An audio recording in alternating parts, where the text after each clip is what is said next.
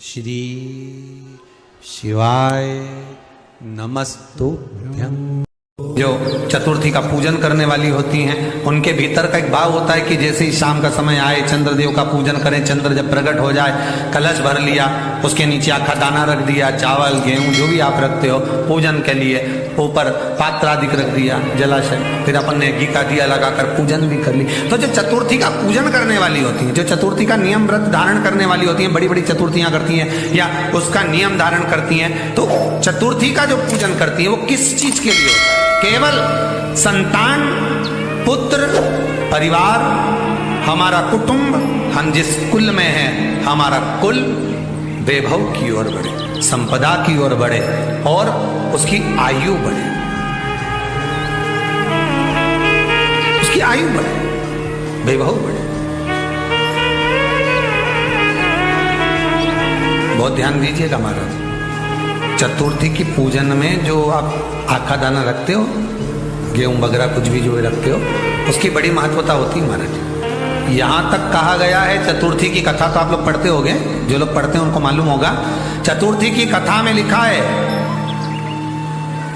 चौथ माता के व्रत में वर्णन किया गया है कि वो आखा दाना जो रखा जाता है, मान लो कोई जरूरी काम होता है तभी आखा दाना को रखा जाता है, संभाल के रखते हैं कि हम इस काम के लिए जा रहे हैं और हमारा ये कार्य सफल होना चाहिए।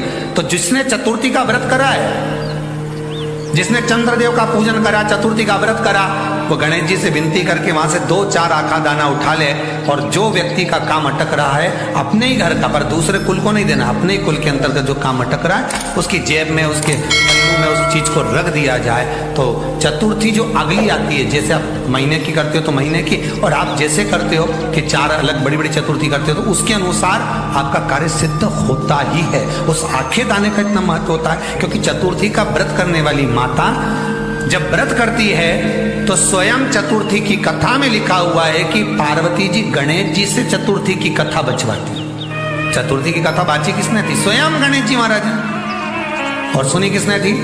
माता पार्वती। बाचने वाले गणेश जी थे, सुनने वाली माता पार्वती थी। तो चतुर्थी की कथा जब होती है तो उसको स्वयं गणेश जी बाच रहे हैं।